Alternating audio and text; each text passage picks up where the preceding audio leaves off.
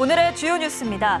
삼성전자가 수원 사업장인 디지털시티에서 창립 55주년 기념식을 열었습니다. 최근 반도체 사업 부진 등으로 삼성전자 위기론이 고조된 가운데 기술 리더십 강화에 사활을 걸겠다는 메시지를 내놨습니다. 시중은행의 예대금리 차가 2달 연속 확대됐습니다. 은행들이 금융당국의 가계대출 억제 기조에 따라 대출금리를 올렸지만 예금금리는 내리면서 이자 이익이 커졌기 때문입니다. SK이노베이션과 SKENS의 합병법인이 오늘 공식 출범했습니다. 이로써 아시아 태평양 지역 최대 규모의 민간 에너지 기업이 탄생하게 됐는데요. SK이노베이션은 이번 합병을 통해 에너지 사업의 인적, 물적 역량을 통합해 사업 경쟁력을 강화한다는 목표입니다. 완성차 업체들이 인공지능 기반의 휴머노이드 로봇을 자동차 공장에 투입하기 위해 속도를 내고 있습니다. 오늘 현대차 그룹의 로봇 계열사 보스턴 다이내믹스도 사람처럼 자동차 공장에서 엔진 부품을 옮기는 작업 영상을 공개했습니다.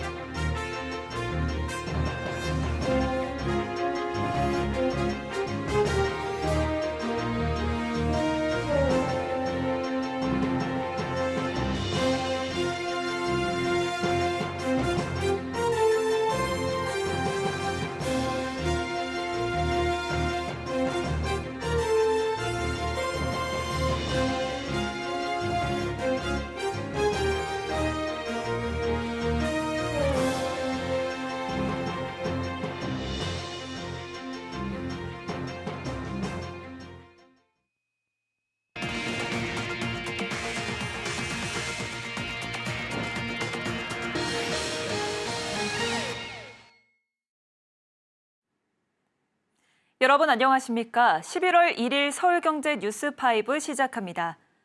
삼성전자가 수원 사업장인 디지털시티에서 창립 55주년 기념식을 열었습니다. 최근 반도체 사업 부진 등으로 삼성전자 위기론이 고조된 가운데 기술 리더십 강화에 사활을 걸겠다는 메시지를 내놨습니다. 김혜영 기자입니다. 삼성전자가 창립 55주년을 맞았습니다. 삼성은 변화와 쇄신에 방점을 찍고 철저한 미래 준비에 나선다는 포부입니다. 반도체 위기론이 제기된 가운데 삼성다운 혁신으로 도약의 계기를 만들겠다는 구상입니다. 범용 메모리는 중국 기업의 거센 추격이 이어지고 있고 AI 메모리 분야 역시 경쟁사 대비 이렇다 할 성과를 내지 못하고 있는 상황입니다. 한종희 삼성전자 부회장과 전영영 부회장은 공동 창립 기념사를 통해 선제적인 초격차 기술력 확보를 강조했습니다. 한 부회장은 임직원 모두가 사활을 걸고 본질인 기술 리더십을 더욱 강화해 한 채 부족함 없는 품질 경쟁력을 확보해야 한다고 당부했습니다. 이어 미래 10년을 주도할 패러다임은 인공지능이라며 특정 제품이나 사업에 국한된 변화가 아니라 일하는 방식부터 새로운 성장 동력 발굴까지 새롭게 접근하자고 강조했습니다. 건강한 조직 문화 조성에 대한 중요성도 강조했습니다. 비효율적인 관습과 구성원 간의 이기주의 등을 철폐하고 업무 방식 개선을 통한 혁신 성장에 각오를 다졌습니다. 한편 오늘 기념식에는 경영진과 임직원 400여 명이 참석한 가운데 예년처럼 이재용 회장은 참석하지 않았습니다.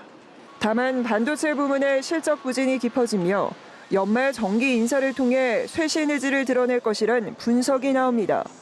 서울경제TV 김혜영입니다. 시중은행의 예대금리 차가 2달 연속 확대됐습니다. 은행들이 금융당국의 가계대출 억제 기조에 따라 대출금리를 올렸지만 예금금리는 내리면서 이자 이익이 커졌기 때문입니다. 이연아 기자가 보도합니다. 5대 시중은행의 9월 신규 취급액 기준 가계대출 예대금리 차는 평균 0.734%포인트입니다. 가계대출 금리와 예금금리 차이를 뜻하는 예대금리 차가 클수록 은행의 이익이 늘어나게 됩니다. 지난 4월 5대 은행 예대금리 차는 0.764%포인트 이후 꾸준히 하락세였지만 7월 금융당국이 고강도 가계부채 억제 기조로 전환하면서 상황이 바뀌었습니다. 당국의 은행권 대출금리 인상 압박 후 은행권은 30차례 이상 대출금리 인상 조정에 나섰고 그 결과 예대금리 차는 8월 0.57%포인트에서 9월 0.734%포인트로 벌어지며 2달 연속 증가세로 돌아섰습니다. 은행권이 정부의 가계대출 관리를 이유로 손쉽게 이자 이익을 거두고 있다는 비판을 받고 있는 이유입니다. 9월 5대 은행별 예대금리 차를 보면 농협은행이 1.05%포인트로 가장 크고 KB국민은행 0.98%포인트, 하나은행 0.68%포인트, 신한은행 0.53%포인트, 우리은행 0.43%포인트 순입니다. 은행권에서는 금융당국의 가계부채 우려가 완화되는 시점에서 시장금리 하락분을 대출금리에 반영할 수 있다는 입장입니다. 현재 시장금리는 내림세입니다. 고정형 상품 중거금리 금융채 5년물 금리와 변동형 상품 기준 코픽스 금리 모두 하락하는 추세입니다. 고공행진 대출금리와 다르게 예금금리는 시장금리 인하를 반영하고 있습니다. 농협은행은 지난달 23일부터 주요 예적금 금리를 최대 0.55%포인트, 우리은행은 일부 적금의 0.2%포인트, 하나은행은 오늘부터 주요 예적금 11개 상품에 대한 금리를 최대 0.25%포인트 낮췄습니다. 서울경제TV 이연아입니다. SK이노베이션과 SKENS의 합병 법인이 오늘 공식 출범했습니다. 이로써 아시아 태평양 지역 최대 규모의 민간 에너지 기업이 탄생하게 됐는데요. SK이노베이션은 이번 합병을 통해 에너지 사업의 인적 물적 역량을 통합해 사업 경쟁력을 강화한다는 목표입니다. 이수빈 기자입니다. SK이노베이션과 SKENS의 합병법인이 오늘 공식 출범했습니다. SK이노베이션이 SKENS를 흡수 합병하며 통합법인사고는 SK이노베이션입니다. 두 회사는 1999년 분리된 이후 25년 만에 재결합 절차를 밟았습니다. 기존 SK이노베이션은 SK에너지, SK지오센트릭, SK온을 포함한 9개의 사업 자회사를 뒀습니다. 여기에 SKENS를 합병하면서 매출 88조 원, 자산 100조 원 규모의 초대형 에너지 기업이 탄생하게 됐습니다. 이로써 자산 기준 아시아 태평양 지역의 민간 에너지 기업 중 1위로 올라서게 됐습니다. 이번 합병은 실적 부진을 겪고 있는 SK이노베이션과 현금 창출원 역할을 하는 SKENS를 합병하려는 SK그룹의 사업 포트폴리오 리밸런싱 차원에서 추진됐습니다. SK이노베이션은 석유 사업 정제 마진 하락과 배터리 사업 부진으로 실적이 부진한 상황입니다. 새롭게 출발한 SK이노베이션은 에너지 사업의 인적, 물적 역량을 통합해 합병 시너지 효과를 노린다는 계획입니다. 2030년 기준 상각전 영업이익 2조 2천억 원 이상을 예상하며 전체 에비타는 20조 원 달성을 목표로 하고 있습니다. SK이노베이션은 이날 SKENS와의 합병과 더불어 자회사 SK온과 SK트레이딩 인터내셔널의 합병 절차도 마무리했다고 밝혔습니다. 내년 2월 1일에는 SK온과 SK엔텀의 합병이 완료됩니다. 한편 SK이노베이션은 합병을 앞두고 SK에너지, SK지오센트릭, SKIE테크놀로지 등 3개 계열사의 최고 경영자를 교체하며 인적 쇄신에도 나섰습니다. 실적이 저조한 계열사 3곳에 이공계 출신 사장을 새로 선임해 기술과 현장에 집중하면서 본원적 경쟁력을 강화한다는 계획입니다. 서울경제TV 이수빈입니다. 완성차 업체들이 인공지능 기반의 휴머노이드 로봇을 자동차 공장에 투입하기 위해 속도를 내고 있습니다. 오늘 현대차 그룹의 로봇 계열사 보스턴 다이내믹스도 사람처럼 자동차 공장에서 엔진 부품을 옮기는 작업 영상을 공개했습니다. 이혜란 기자입니다. 할로윈을 맞아 핫도그 복장을 입은 한 로봇. 초록색 옷을 입은 직원이 로봇이 뒤돌아 있는 틈을 타 적재함의 위치를 슬그머니 옮깁니다. 인지, 판단, 제어 과정을 통해 모든 동작을 자율적으로 생성하는 로봇은 당황하지 않고 손에 든 자동차 엔진 커버 부품을 제자리에 꽂아 넣습니다. 현대차 그룹의 로봇 전문 계열사 보스턴 다이내믹스는 오늘 휴머노이드 로봇 올뉴 아틀라스의 공장 작업 영상을 공개했습니다. 영상 속 뉴 아틀라스는 기존 유압식이 아닌 전기로 구동하는 휴머노이드 로봇으로 기존보다 더욱 정밀한 제어가 가능해진 것이 특징입니다. 업계 관계자는 이번 영상은 아틀라스가 인간의 개입을 최소화한 상태에서 자율적인 작업 능력을 증명했다는 점에서 의미가 있다며 특히 진보된 기술력을 바탕으로 생산 현장 투입 시점도 빠르게 앞당길 수 있을 것으로 보인다고 말했습니다. 현대자동차는 자동차 조립 자동화율을 2030년까지 66%로 목표한 상황. 테슬라가 옵티머스 2대를 공장에 배치한 데 이어 BMW도 휴머노이드 로봇 피규어를 투입하는 등 완성차 업체들은 휴머노이드 로봇 개발과 투입에 박차를 가하고 있습니다. 이를 놓고 업계 관계자는 휴머노이드 로봇이 생성 AI와 만나면서 쓰임새가 확대됐다며 상용화에 더욱 힘을 싣는 계기가 됐고 기업들의 경쟁이 치열해진 것이라고 설명했습니다. 서울경제TV 이혜란입니다. 국내 커피 시장이 포화 상태에 이르면서 소비자들을 사로잡기 위한 각종 전략을 펼치고 있습니다. 가격, 이미지, 제품 등의 다양한 차별화를 통해 브랜드 이미지를 강화하고 있습니다. 이혜연 기자입니다. 저가 커피 공세와 해외 유명 브랜드 유입, 개인 카페들까지 과포화 상태가 된 국내 커피 업계. 국내 커피 전문점 수는 2022년 말 기준 10만 개를 넘으며 카페들의 차별화 전략은 선택이 아닌 필수가 됐습니다. 한국기업평판연구소에 따르면 지난 10월 커피 전문점 브랜드 평판 1위는 스타벅스, 2위는 메가커피, 3위는 투썸플레이스 등으로 나타났습니다. 부동의 1위를 차지하고 있는 스타벅스를 제외하면 순위 간 격차가 크지 않은 상황입니다. 투썸플레이스는 오늘 2024 홀리데이 미디어 간담회를 열고 프리미엄 디저트 카페로의 변신을 꾀했습니다. 디저트 라인을 꾸준히 확장하고 개발해 카페 시장에서의 자리를 공고히 하겠다는 계획입니다. 지난해 크리스마스 시즌에 맞춰 이름 있는 케이크, 스초생으로 마케팅을 이어간 결과 2023년 12월부터 올해 6월 기준 해당 제품 판매량은 매월 전년 동월 대비 평균 40% 이상의 성과를 거뒀습니다. 브랜드 전체가 아닌 시그니처 개별 제품에 초점을 맞춰 브랜드 성장을 이끌어내겠다는 전략입니다. 디저트 같은 경우에는 저희 20년 동안 좀 지속적인 노하우를 쌓아서 다른 회사에서는 없는 기술력을 가지고 있고 우리나라 최고의 프리미엄 디저트를 제공하는 그런 브랜드로 지속적으로 성장하고 있습니다. 한편 초저가 경쟁에서 밀려 저가 브랜드를 선보이거나 이미지 변신을 시도하는 커피 브랜드들도 있습니다. 탐앤탐스는 지난해 메타킹 커피로 저가 커피 시장에 도전장을 냈고 이디야는 창립 23년 만에 처음으로 인기 연예인 모델을 발탁했습니다. 프리미엄 대 가성비라는 양극화 구도에 업계의 경쟁이 더 치열해진 가운데 소비자들의 선택을 받으려는 카페 브랜드들의 다양한 전략이 이어지고 있습니다. 서울경제TV 이혜연입니다. 전통 시장에서 사용할 수 있는 온누리 상품권을 악용하는 사례가 늘고 있습니다.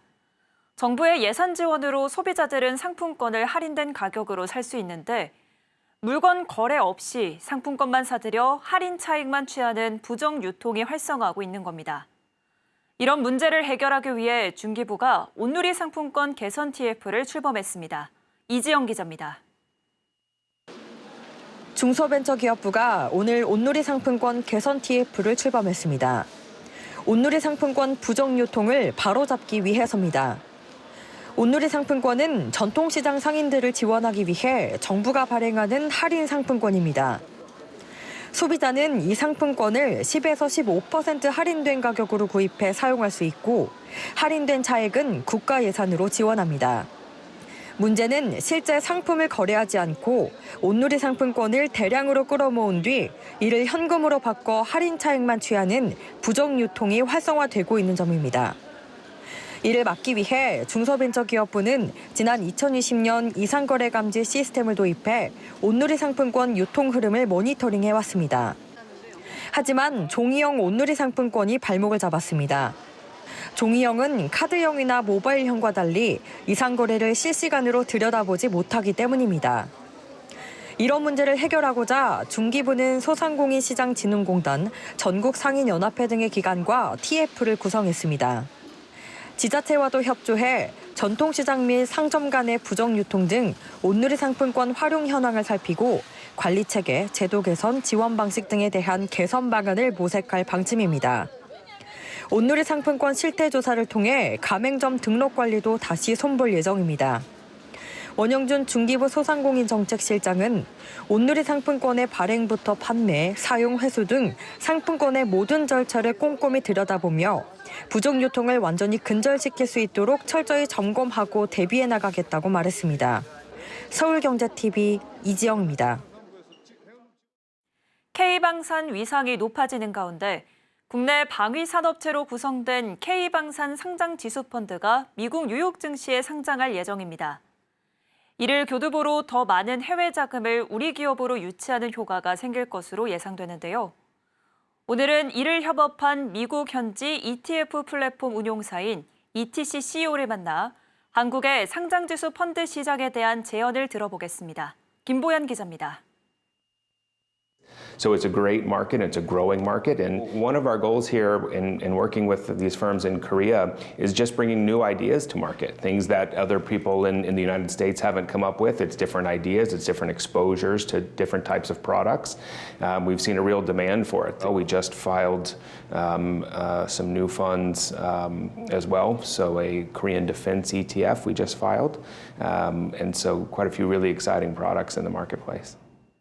게러 스티븐스 ETC CEO는 지난 29일 서울 여의도에서 진행한 서울경제TV와의 인터뷰에서 한국 증시의 매력이 감소한 현 상황에선 결국 한국 자산운용사들이 K방산같이 인기 있는 해외 투자자들의 관심을 끌만한 ETF를 계속 미국이라는 큰 시장에 상장하는 수밖에 없다며 이같이 말했습니다.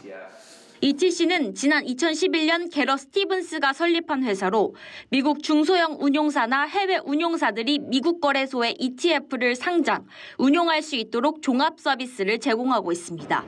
현재는 미국에서 약 70개의 ETF를 운용 중이며 ETF 순 자산 규모는 75억 달러에 달합니다. ETC는 한화 자산운용과 손을 잡고 미국 뉴욕 증시에 국내 방위사업체 기업으로 구성된 ETF를 상장하는 방안을 추진하고 있습니다. 한화 에어로스페이스, 현대로템, 한국항공우주, 한화오션, LIG 넥스원 등의 종목이 들어갈 것이 유력한 상황입니다. ETC는 화이트라벨 ETF 발행사로 한화 자산운용이 아이디어를 내면 이를 시장에 출시할 수 있도록 돕는 역할을 했습니다. We have all of the regulatory infrastructure that's required. We have all of the licensing with the SEC that's required to do it. And so we're able to use what we have in place and bring other people's ideas through our company to market very quickly and very inexpensively, compared to trying to do it yourself and set up all of the infrastructure, the board that's required, auditors, accountants, tax work. So we even build custom websites for our clients that meet all of the US requirements for daily holdings, premium and discount, and all of these regulatory items. So we handle everything from the very beginning filings all the way through the ongoing operations, trading, portfolio management, all aspects of the fund launch we do for somebody. 미국 출시에 대한 장점은 단연 규모입니다. 우리나라의 ETF 자산 규모는 160조 원 가량인데 미국 시장에서 주식형 ETF 시장 규모는 약 10조 달러 정도입니다. Would be the size of the marketplace that's available in there. So many U.S. investors, so many dollars invested in the United States. 그가 꼽은 한국의 특장점은 성장 잠재력입니다. 자산 규모로 보면 미국이 87.5배에 더 크지만 ETF 개수로 보면 큰 차이가 없습니다. 국내 시장엔 약 900개, 미국엔 3,800개가 상장되어 있는 상황입니다. 새로운 상품을 빠르게 내고 있는 측면에서 보면 한국 ETF 시장이 굉장히 빠르게 성장하고 있다고 평가했습니다. The growth that this region has seen over the last few years and the trajectory for more growth in the future is really interesting for a lot of investors. 다만 스티븐슨 CEO는 국내 증시의 가장 큰 문제점으로 유동성 감소를 꼽았습니다. 악재야 많겠지만 국내 증시에서 투자를 기피하며 투자자들이 떠나가면 유동성이 말라 더욱더 국내 증시가 위축될 것이라는 겁니다. 이에 꾸준히 한국 자산운용사가 ETF를 만들어 유동성이 풍부한 미국 뉴욕 증권거래소에 상장한다면 ETF에 속한 국내 기업들에 대한 기업 공개 효과가 발생하고 관심도가 높아진다는 겁니다. 이는 다시 해외 투자금 유치로 이어져 더 많은 거래량이 생기면서 유동성이 불어넣어질 테고 국장의 매력이 생기는 선순환이 일어난다고 강조했습니다. 서울경제TV 김보연입니다.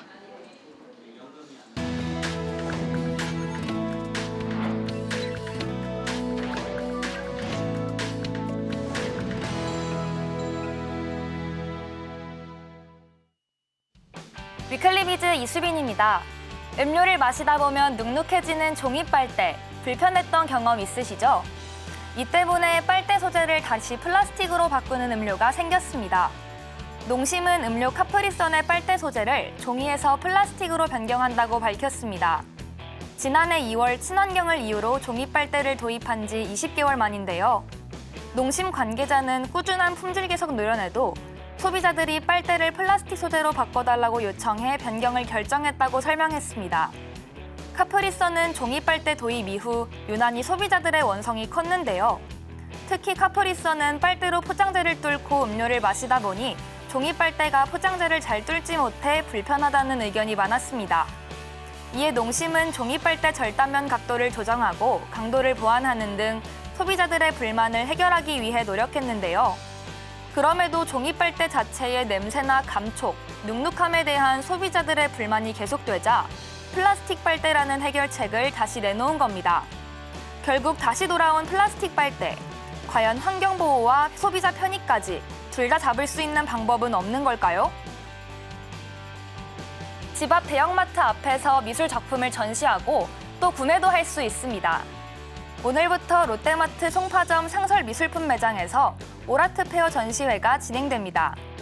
올아트 페어는 100명의 미술작가가 참여해 총 1000점의 미술품을 전시하는 행사인데요. 지금까지 국내 대형마트가 선보였던 미술 전시회 규모 중 최대 규모입니다. 롯데마트는 차별화된 모객 활동을 위해 미술품 매장에 전시 판매관과 이벤트관, 팝업 스토어를 마련하고 체험형 콘텐츠 구역을 조성해 왔는데요. 이번 아트페어를 통해 수준 높은 예술을 관람하고 그 자리에서 곧바로 구매할 수 있는 공간을 마련한 겁니다. 롯데마트는 미술 전시회처럼 이색적인 체험형 콘텐츠를 지속적으로 도입해 MZ를 포함한 넓은 폭의 고객층을 유입하겠다는 계획인데요. 우리 집에 넣어두면 좋을 만한 미술 작품, 이젠 마트에서 찾아봐도 좋겠네요. 추석 차례상에서 찾아볼 수 있었던 약과 이제는 미국 코스트코에서도 만나볼 수 있습니다. 오는 12월부터 시애틀, 샌프란시스코 등 미국 전역에 위치한 코스트코 200여 개 매장에서 삼립약과가 판매됩니다. 약과는 쫀득한 식감과 달콤한 맛에 전통 문양까지 새겨져 있어 해외에서 큰 인기인데요. 삼립은 기존 미국 내 아시안마트인 H마트, 한남체인 등을 중심으로 삼립약과를 판매하며 인지도를 높여왔습니다. 이번에 수출하는 약과 물량은 약 500만 개에 달한다고 하는데요. 삼립의 역대 약과 수출 물량 중 최대 규모입니다. 삼립은 현지인들이 주로 찾는 코스트코 판매를 시작하며 주류 시장으로 진출을 확대한다는 계획인데요. 우리나라 전통 간식이 지구 반대편에서도 사랑받고 있다니 반가운 소식이네요. 웨이팅 없이 유명 디저트를 구매할 수 있는 팝업 스토어가 열립니다. 스타일 커머스 플랫폼 에이블리가 앱 출시 이후 최초로 온오프라인 연계 디저트 팝업 스토어를 열었습니다. 어플리케이션에서 디저트를 구매하면 디저트 가게에서 웨이팅 없이 바로 상품을 픽업할 수 있는데요. 밤티라미수, 두바이 초콜릿, 베이글 등 MG로부터 각광받는 인기 디저트 브랜드 17개사가 참여해 역대 최대 규모로 펼쳐집니다. 특히 이웃집 통통이는 최근 흑백 요리사로 화제가 된 밤티라미수 신상 디저트를 판매한다고 하는데요. 아울러 서울 3대 베이글 맛집인 코끼리 베이글은 에이블리를 통해 초코크림 베이글을 처음으로 선보입니다. 에이블리는 카페와 베이커리 업종 특성상 자영업자가 많은 만큼 개성 있는 소규모 브랜드를 만들어가는 소상공인을 적극 지원하고 소비자에게는 웨이팅 없는 쇼핑을 제공하겠다고 밝혔는데요. 구하기 어려운 달콤한 간식들, 이번 주말에 구매해보는 건 어떨까요? 위클리비즈였습니다.